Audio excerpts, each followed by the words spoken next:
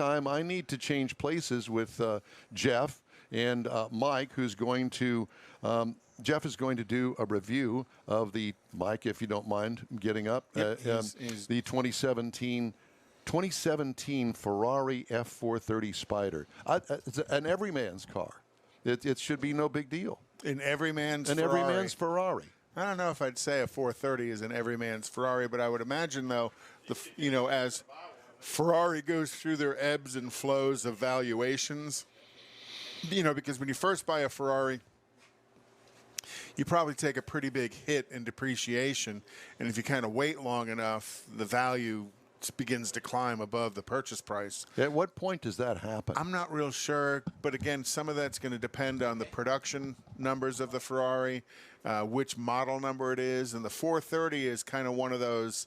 I think it's on the low side of valuation at this point, with a higher valuation not too far in the future because it's been out long enough. It's kind of like the 308 GT. GTB and GTS. Oh my God! Well, those are icons of motoring. Hey guys. Hey Jeff. Well, tell us about the car. From now on, we're going to put you a microphone over there. That's fine. And we're going to get you a camera over there. Okay. In the dressing room. In a dressing room. Needs to be worked on. But everybody puts baby in the corner. That would be you, sir. I'm at the children's table. Yeah, that's right. With Thanksgiving coming up. But there could only be 9 other people there with you. No, 6. 5 or 6. Anyways, you talked about the 308, and last week you I made teased mention, exactly, and Don says, "No, you're going to have to do that." Well, I researched the 308, and it was some convoluted information and back and forth on the year, make, model, what it had. Nothing convoluted about a 308 GTB. Well, there's not. But everybody thought it was a Magnum PI car, exactly, and it wasn't. But it was. But the valuation and its styling and things. So I flipped it. I changed it last minute. I generally put this in on Wednesdays. I changed it on Thursdays for Mike. Blah blah blah. So it is the 2009 Ferrari. Oh, 2009. Wait, let me change this. Change that. F430. 2009 F430 Spider. Yes. And the Spider, that would be the convertible.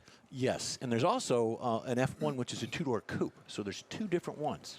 Well, wait a minute. We only can do one car at a time. So far as the trim levels. The trim levels, there's 2. There's F430, and then there's the F1, which is the coupe. And then you got the convertible. Well, this is the 430 Spider. Correct. So we just stay with that one. All right. But you want to know the trim levels? Okay. F1. There you go. There you go. And wasn't this kind of the introduction of the Manumatic in Ferrari as well? You're spot on. You're spot on. So far as a class type, it's a sports, exotic. I call it cool. 2-passenger. But if you have 2 expectant women in there, you got a 4-passenger. That's sexy. Yeah. There you go. And, of course, there's a Spider. You can do the convertible as How can you have a Ferrari that's not red? Really? I did that on purpose. Oh, my God. A Ferrari is red. There are 26 exterior colors for Ferrari. And they'll do a custom color. You send them the color you want, and they'll charge you an arm and a leg for it, but they'll actually do, and I know Lamborghini will do a custom, all of them will do a custom Then you won't be able color. to drive the stick if you got an arm and a leg. So. Oh, no. Since Don doesn't have sound effects, you go for it. Oh, dear God. You go for it. Anyways, exterior features, you got the hardtop to convertible, as you see there. Front air scoop styling. Once we get into that photo, it's coming up. Rear deck spoiler. And, of course, you've got the 285/35/19Z tires. Oh, good. So we just go from the exterior right onto the interior. We're doing that. Leather dash, leather steering wheel wrap, leather door panels. There's nothing in here that's not leather, well, except for the carpet and the floor mats. Well, it looks like there's quite a bit of carbon fiber in there as well. Exactly. I'm getting into that as well. And, of course, you've got, for some reason, which stood out to me, you've got reading lamps in this vehicle. Well, why would you need a reading lamp in a Ferrari? I just need reading glasses. There you go.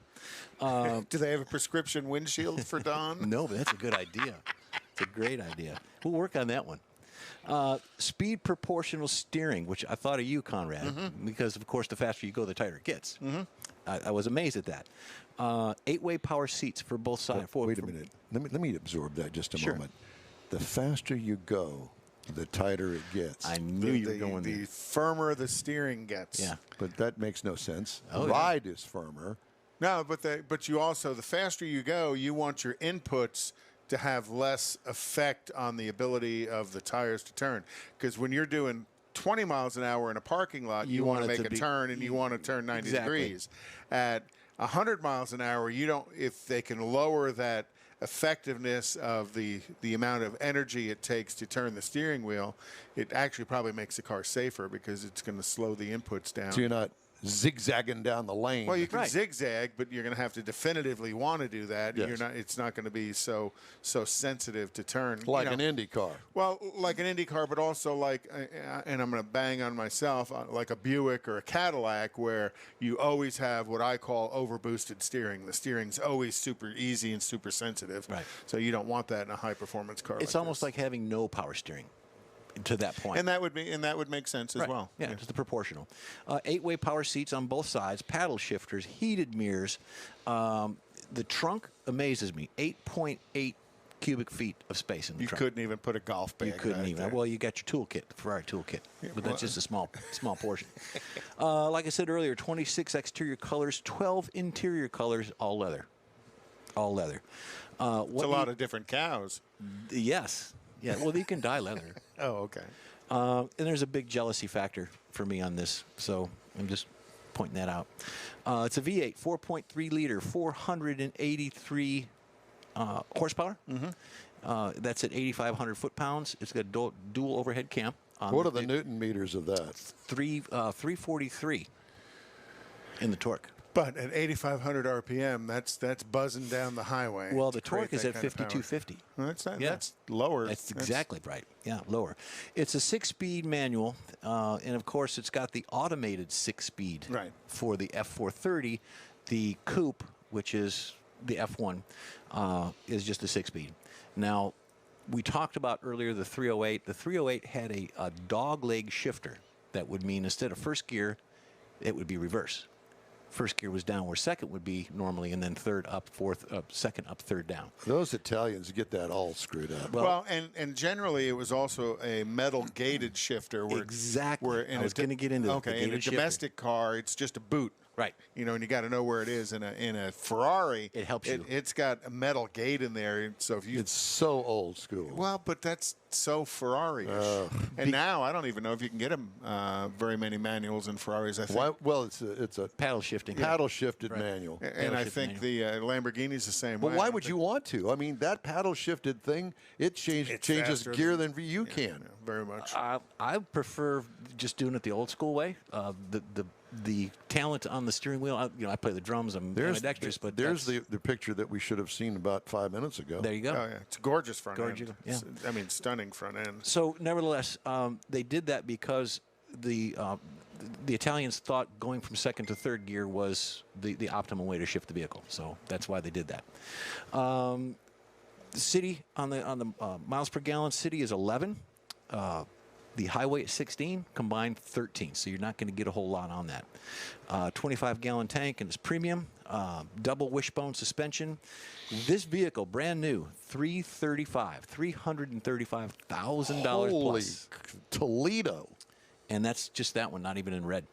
I can't. That just irritates me. The F430, the one we're reviewing, is $200,154. Oh, because it doesn't have a top. Right, and this only has it's got less than 9,000 miles on it. Really? Yeah.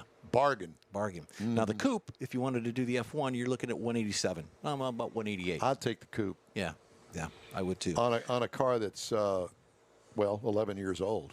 Yeah. How many miles? Any idea? It was like 82. Yeah, the speedometer. 82,000? 8,200.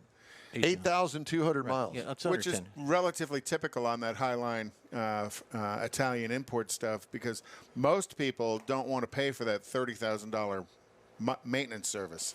You know, that may be what? Oh gosh, that's why so many of them are leased, because they roll out of the lease before those big maintenances come up. You may be talking about a $10,000, $15,000 maintenance. And some of these, they seal the engine so you don't do your own maintenance. You have to take it back. Well, I had an interview with the local Ferrari dealer here. This is years ago.